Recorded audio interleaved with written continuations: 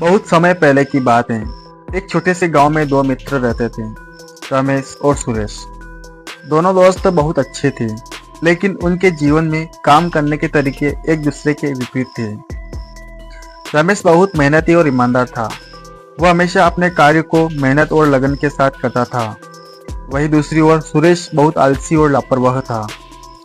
वह हमेशा शॉर्टकट ढूंढता था और किसी भी काम को जल्दबाजी से निपटाने की कोशिश करता था। एक दिन की बात है जब दोनों अपने अपने खेत में काम करने जाते हैं और आपस में एक दूसरे से बात करते हैं। रमेश सुरेश से कहता है, सुरेश, मेहनत का कोई विकल्प नहीं होता।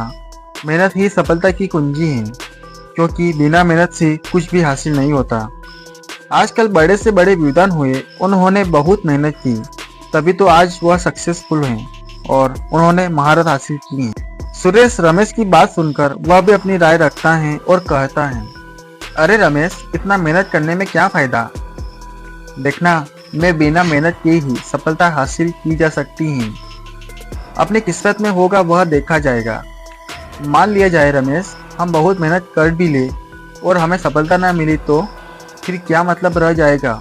इसलिए मेरा कहना यह है कि ज़्यादा परेशान होने की ज़रूरत नहीं है। जो भी मिलेगा अपने नसीब में ही होगा, वही मिलेगा। बड़े से बड़े विद्वान हुए, वे पहले से ही उनके नसीब में था, तभी तो वह विद्वान हुए हैं। और इसी प्रकार बात करते करते अपने घर चले गए। एक बार की बात है, शरद ऋतु का समय था। उस समय एक दिन गांव में एक प्रतियोगिता की घोषणा हुई। उस प्रतियोगिता में शर्त यह थी कि अपने अपने खेत में सबसे अच्छी फसल उगाकर अधिक उत्पादन करेगा, उसे विजेता घोषित किया जाएगा और उसे उचित इनाम भी दिया जाएगा। गांव के लोगों ने उस प्रतियोगिता में हिस्सा लिया और दोनों दोस्तों ने भी प्रतियोगिता में अपना नाम दर्ज किया।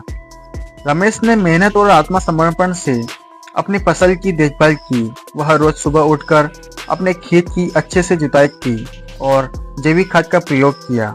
फसल को समय समय पर पानी भी देता और पौधों की देखभाल भी करता था। जबकि सुरेश ने शुरुआती में थोड़ी मेहनत की और उन्हें भी खेत की जुताई की, कम पैसों में खाद बीज का उपयोग किया और समय समय पर पानी भी दिया, लेकिन बाद में अपनी फसल पर ध्यान देना बंद कर दिया और कभी कभी खेत की ओर जाता ही नहीं था।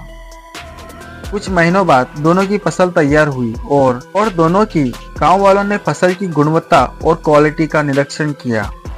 गांव वाले ने रमेश की फसल बहुत ही सुंदर और स्वस्थ गुणवत्ता वाली साबित हुई, क्योंकि उसने समय समय पर पानी भी दिया था और देखभाल भी करता रहा और मेहनत और लगन समर्पण का परिणाम साबित हुआ। उसके बाद सुरेश की फसल का निरीक्षण किया। वह शर्मिंदा होकर निराश हो गया, क्योंकि सुरेश की फसल अच्छी साबित नहीं हुई थी और उसे एहसास हुआ और कहने लगा, काश मैं थोड़ी और मेहनत कर ली होती तो फसल अच्छी हो जाती। इसी प्रकार रमेश को प्रतियोगिता का पहला इनाम मिला और उसने सबको दिखा दिया। बहुत खुश हुआ और कहने लगा, मेहनत का ही नतीजा है। रमेश इनाम लेते हुए कहने लगा, मेहनत और आत्मसमर्पण से ही सफलता मिलती है। सुरेश रमेश की ओर देखते हुए कहता है, अब मैं भी मेहनत करूंगा और कभी भी शॉर्टकट का तरीका नहीं अपनाऊंगा। दोस्तों, इस कहानी से हमें यह सीख मिलती है कि बिना मेहनत से हमें सफलता नहीं मिलती। चाहे कितनी भी परेशानी क्यों ना आए, हमें हार नहीं माननी चाहिए। हमें मेहनत, आत्मसमर्पण और लगन के साथ काम करना चाहिए, जिससे अपने लक्ष्य को हासिल किया जा सकता है।